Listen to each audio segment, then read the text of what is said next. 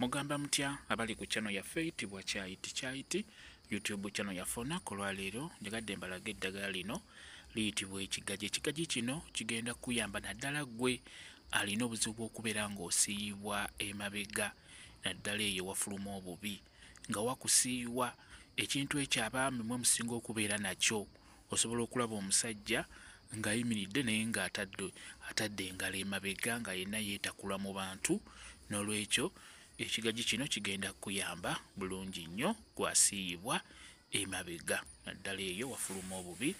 Obuzibu obwo osobola okubujja mu bifo eby'enjawulo naye ng'ekikulu kya byonna ekigaji kino kigenda kujjanjaba bulungi nnyo. Kati nkusaba ofune ekigaji kino ky'olaba.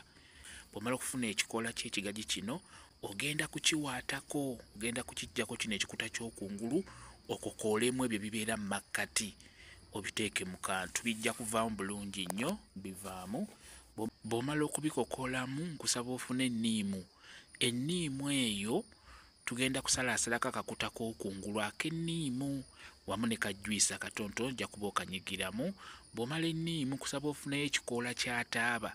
Funa ekikoola kya taaba kiyuzeemu mu makkati nakyo kiteekaawo ebbali. Kati funa blender beera ng'okuba ebintu ebyo. Bw'omala okubikuba bulungi nnyo beera ng'obisengejja bijjeemu otuzzi otwo tujja kuvaamu tuggyemu mpolampola. Kati otuzzi otwo beera ng'otusiiga wansi, tusiige wansi yonna, weesiige wenna wenna.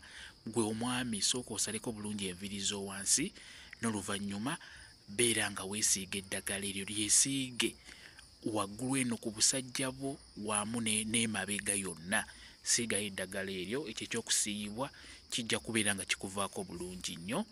Eryo ddagala nnyo lyembawadde ligenda kuba libayambako mu abasiiyibwa emabega ng'otambula weetakula wenna owulira ofa. Beera ng'okozesa eddagala eryo nga bwe ndikugambye, lyesiige ojja kutereera bulungi nnyo. Kambe WhatsApp namba yange osobola okumbuuza, nja kwongera okunnyonnyola ku vidiyo eno. WhatsApp namba yange eri 0777873401 yeeyo WhatsApp namba yange. Mwebale kubeera ku channel ya Faith bwa Chaiti YouTube channel yaffe. Kyembasaba mugende mu maaso n'ogyegattako mubeere bulungi. Mweraba.